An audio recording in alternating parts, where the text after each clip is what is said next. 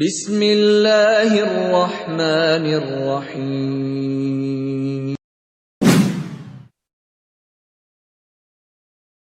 Kaum muslimin yang semoga dirahmati Allah, berita tentang corona cukup penting saat ini. Kita butuh berita yang benar-benar valid dan bukan berita hoaks, agar pertama, tidak terlalu takut dan panik berlebihan. Misalnya, sampai memborong makanan atau mengungsi ke gunung-gunung. Yang kedua, agar tidak terlalu meremehkan atau dijadikan candaan. Misalnya berkata, tidak perlu takut corona, cukup makan pete dan jengkol saja. Selamat dari corona, atau membuat tagar, kami tidak takut corona.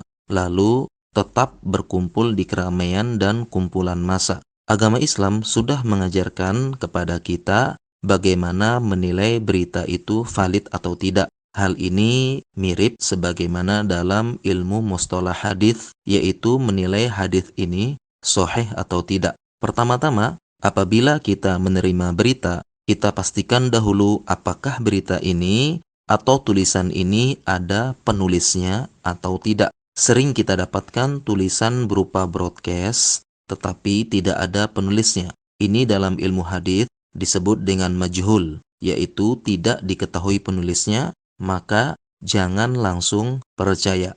Apabila ada penulisnya atau pembicaranya, kita perlu cari informasi apakah penulis ini kompeten dalam bidang itu atau tidak. Di zaman ini sangat mudah mencari informasi atau biografi seseorang. Misalnya, kita bisa mengecek seseorang ini, nama ini dokter atau tidak dengan melihatnya di situs KKI. Memasukkan namanya di situs, maka akan muncul nama dokternya dan kompetensi spesialisasinya. Sering kita dapati ada tulisan broadcast dengan mencantumkan nama dokter, ternyata dokternya tidak ada dalam situs KKI dan bukan seorang dokter. Ini mirip seperti menelusuri perawi hadis dalam ilmu hadis. Apabila kita sangat ragu-ragu dengan isi tulisan atau video karena agak aneh atau meragukan, kita bisa bertanya kepada ahlinya. Hendaknya kita tidak langsung percaya atau langsung takut sendiri atau langsung meremehkan. Kita bisa mengirimkan tulisan dan video tersebut lalu bertanya kepada ahlinya. Fas'alu ahla dzikri in kuntum la ta'lamun.